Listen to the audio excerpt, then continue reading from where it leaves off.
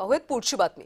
अजित पवार यांच्या दुर्दैवी विमान अपघाताला 1 महिना पूर्ण झाला। आजच्याच दिवशी 1 महिन्यापूर्वी बारामतीमध्ये विमान अपघात झाला होता।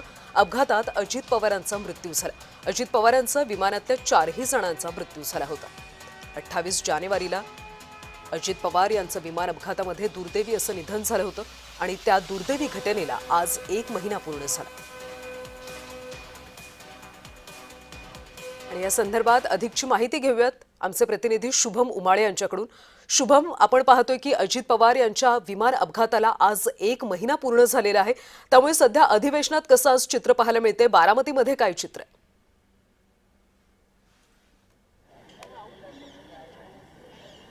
कल्याणी, खरं बघायला गेलं तर अजित पवार यांच्या अपघाती मृत्यूला जे आहे आज 1 महिना पूर्ण झालेला आहे। आणि खरं तर 28 जानेवारी 2026 ही तारीख प्रत्येकाच्या मनामध्ये आणि विचारांमध्ये ही नेहमीसाठी आता कोरली जाणार आहे, कारण की महाराष्ट्राचं नाही तर महाराष्ट्रातील प्रत्येक माणसाचं नुकसान अजितदादा यांच्या निधनामुळे झालेलं आहे।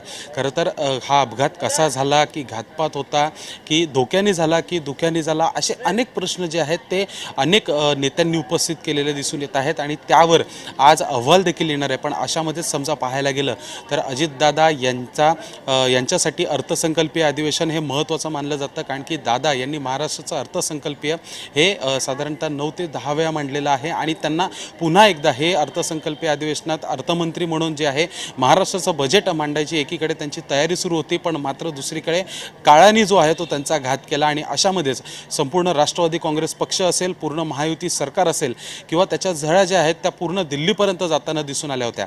अशामध्येच पाहायला गेलं कल्याणी तर कुठेतरी अजितदादांच्या जाण्याने नुकसान हे महाराष्ट्राचं झालेलं आहे। पण विधानभवनमध्ये सध्या परिस्थिती कशी आहे मी तुला त्याचा एक थोडक्यात सांगतो की सध्या मी विधानभवनच्या या एंट्री पॉईंटवर आहे आणि याच गेटवरनं अजितदादा हे त्यांच्या स्टाफसोबत असतील, त्यांच्या सुरक्षा कर्मचाऱ्यांसोबत असतील, या ठिकाणावरून आत यायचे आणि ते आत येत असताना त्यांच्यासोबत राष्ट्रवादीचे आमदार जे आहेत ते देखील उपस्थित असायचे। स्वतः संजय खोडके असतील, अमोल मिटकरी असतील किंवा मग राष्ट्रवादीचे सर्व मंत्री असतील ते देखील या ठिकाणी उपस्थित असायचेत।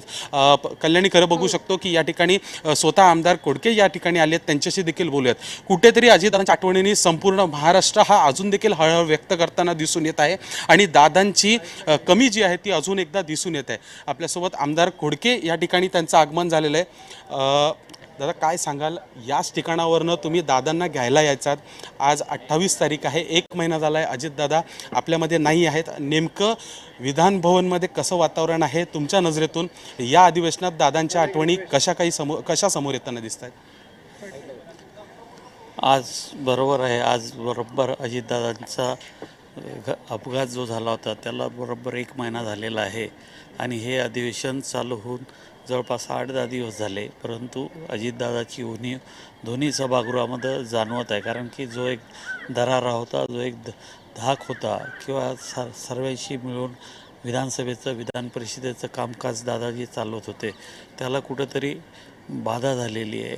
आमच्यासारख्या लोकांचं तर इतकं मोठं नुकसान झालेलं आहे की अजितदादा ज्यावेळेस केव्हाही या विधानमंडळात एंट्री करत होते अधिवेशनाच्या काळामध्ये, त्यावेळेस अजितदादांसोबत मी पूर्ण दिवसाचं कामकाजाचं ब्रीफिंग त्यांना आपल्या गेटपासून ते विधानभवनाच्या सभागृहापर्यंत सर्व करत होतो।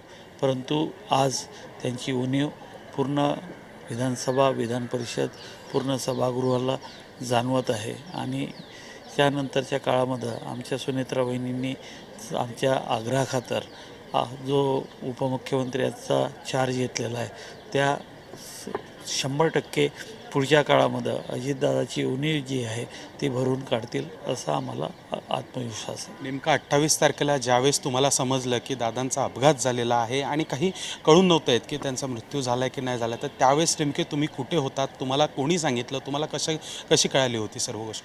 बरोबर आहे, त्या दिवशी आदल्या दिवशी माझं अजितदादाचं बोलून झालेलं होतं आणि पहिले कदाचित त्यांचा बुधवारचा कार्यक्रम हा मुंबईच होता असं मला ऑफिसने सांगितलं, म्हणून मी ट्रेनने अमरावतीवरून मुंबईसाठी निघालेलो होतो आणि सकाळी 6 वाजता मी मुंबईला पोचलो ट्रेनने आणि थोडं माझा ॲक्सिडेंट झाला होता, त्यामुळं मला आराम करण्याची गरज आहे नेहमी सकाळी, तर मी थोडंसं झोपून गेलो आणि त्याच्यानंतर मला 8:50ला आमचे भैया पाटील म्हणून दादांचं PR म्हणून काम पाहत होते. त्यांचा 8:50ला माझासारखा फोन वाजत होता.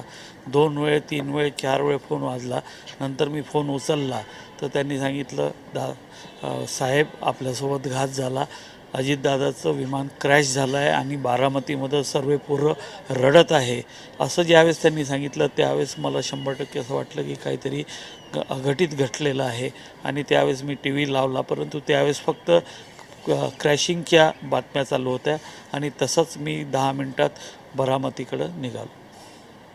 अर्थातच दादा नाही आहेत, पुढचा कार्यकाळ कशा पद्धतीने असणार आहे तो लक्षात आला आहे, पण दादांच्या आठवणींसाठी विधानभवनमध्ये आता त्यांच्या आठवणीत एक पुतळा देखील उभारला जात आहे.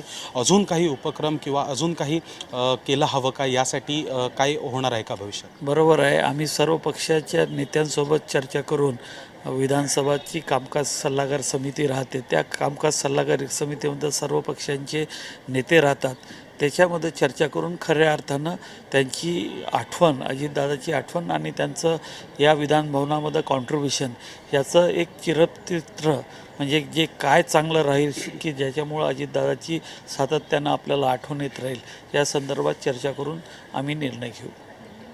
नक्कीच खोडके साहेब, खरं तर खूप मोठं दुःख जे आहे ते राष्ट्रवादी परिवाराला आहे आणि संपूर्ण सर्व आमदार कोणत्याही पक्षाचे असो, विरोधी बाकांवर बसणारे असो किंवा मग सत्ताधारी बाकांवर बसणारे असो, दादांनी विधानभवनमध्ये इतका मोठा कार्यकाळ दिलेला आहे की आज इकडचा प्रत्येक सुरक्षा कर्मचारी असेल, सफाई कामगार असेल किंवा कुठला आमदार असेल किंवा कोणत्याही आमदाराचा किंवा मंत्र्याचा स्वीय सहाय्यक असेल, त्यांच्या संपूर्ण अधिवेशनामध्ये मागील 6 दिवसांपासून दादांच्या आठवणी, दादांचे किस्से असतील, दादांची भाषणं असतील, याबद्दलच चर्चा जी आहे ती सतत होत आली आहे. कल्याणी, खरं तर याच लाल कार्पेटवरनं दादा नेहमी जायचे.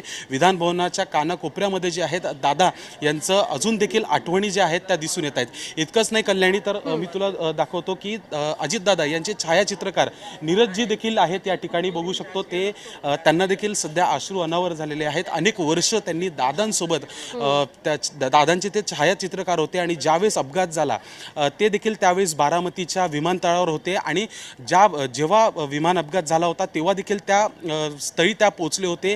त्यांना तिथे देखील सगळं अश्रू अनावर झाले होते. खूप मोठा नुकसान जे आहे ते त्यांचं देखील झालेलं आहे. यामध्ये सध्या ते उपमुख्यमंत्री सुनेत्रा पवार यांच्यासाठी काम करत आहेत राष्ट्रवादी पक्षातनं आणि ते देखील अनेक ज्या व्हायरल धन्यवाद या सगळ्या माहितीसाठी आणि खोडकेंशी संवाद साधल्याबद्दल. धन्यवाद.